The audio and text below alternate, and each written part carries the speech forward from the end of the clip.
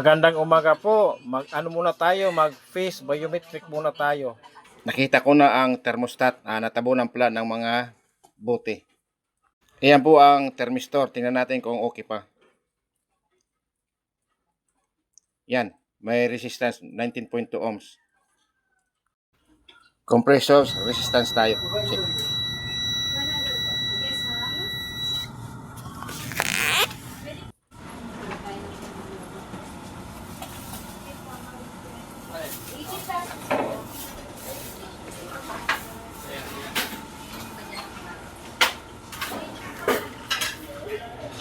Ihitin ko po ang thermostat on at off. Nakaho, ito ay nabilaukan ang system o di kaya ang electrical. Sakaling bumalik ang cooling para maluwang pag-reset ng thermostat. Baka sakaling bumalik ang lamig. Hindi bumalik yung lamig, talagang sa system talaga ang problema.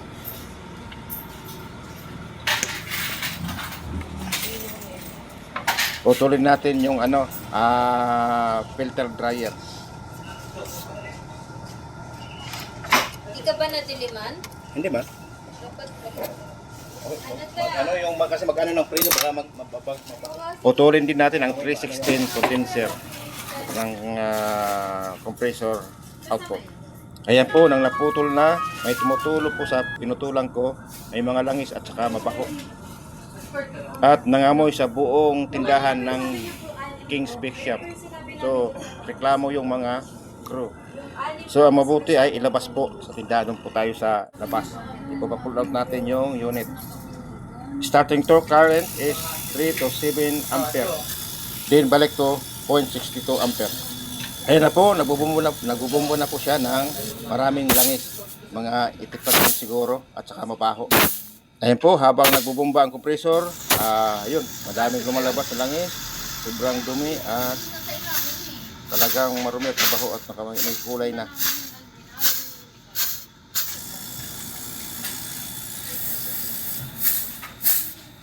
.62 ampere ang kanyang running current ng compressor habang hinaharangan ko ng aking kamay yung pagbubumba ng compressor. Then ang sobrang langis po ang lumalabas. Ginagawa ko po ito ng many times, baka na bilaukan lang po ito at saka baka siguro maraming langis na sa condenser valve, kaya ipalabas ko talaga ito. Paulit-ulitin natin so many times hanggang po sa mawala po yung langis sa 316 pumping out ng discharge ng compressor. By the way, papalitan din natin yan ng langis kasi mga almost 5 years na po ito nagamit ng tindahan.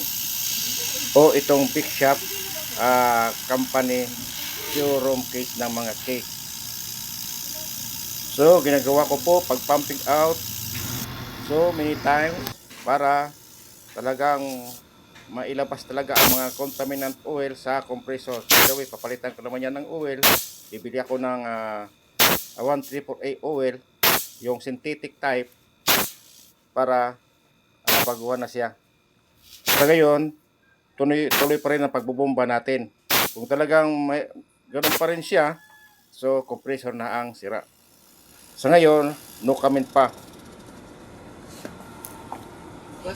I repeat again and again ang flushing out ng oil sa compressor. Tsagaan po natin ng many times pag flushing out. Ayan po, palit na ng paliit ang oil na lumalabas. Habang pinipigilan mo ang discharge output ng compressor, yung kanot naman ay umaakyat.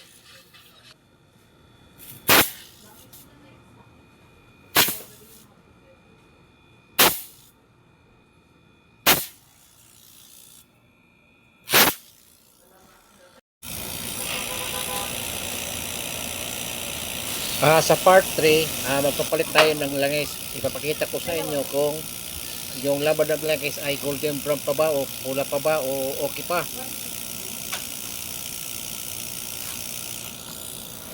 Yun na po ang material at ang langis na para sa R1348.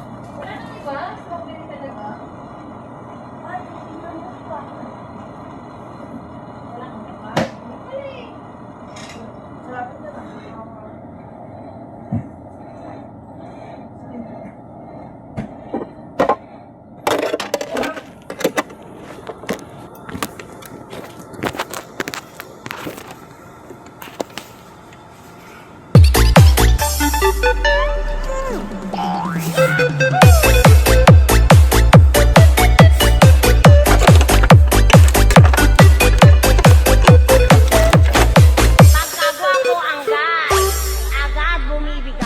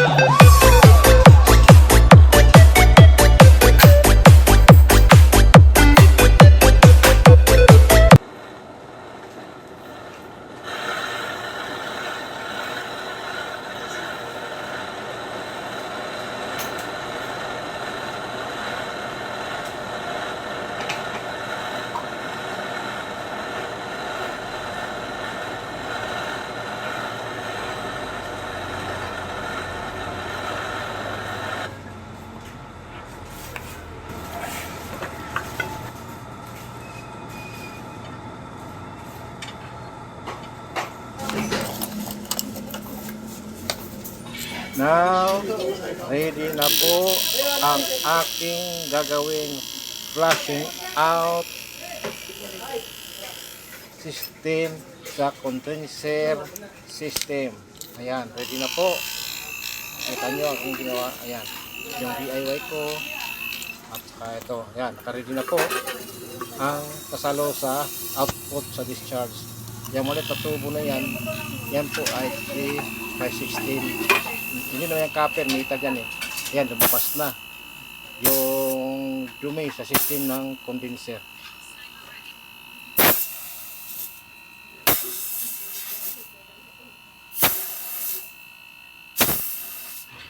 Ayan po, ang dami pong oil na lumabas sa discharge output. Ang problema ng amoy na sa buong tindahan ng King Big Shop. Nagreklamo po ang mga tindera. So i-stop ko muna ito at yung unit na ito ay magpapatulong po ako. Ililipat natin. So, ililipat namin sa labas. Iwas baka mangamoy yung mga paninda nilang cake o kahit anong tinapay. Amoy sunog na oil. Sobrang baho. Bawal pala dito mag-flashing sa tindahan. Resistant check tayo ng compressor. Common to starting 7.5 ohms. Common to running 13.9 ohms.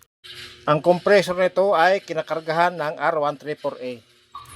Ayan po ang reading ng CSR pin ng compressor.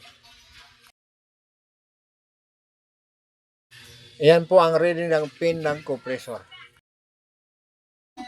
Kapasitor reading ay 5 microfarad. Yan lang po. Thank you.